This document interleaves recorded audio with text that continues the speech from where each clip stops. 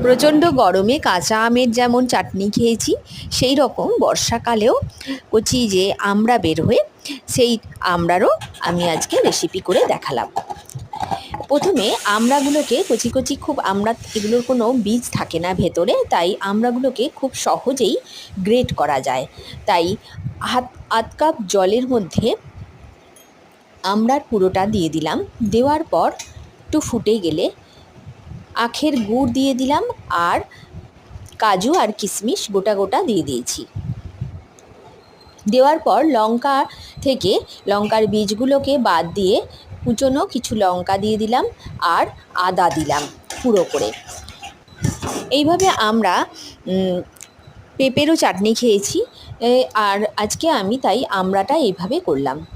আর লাস্টে নামানোর সময় একটু কারি পাতা হাতের মধ্যে ডলে দিলাম।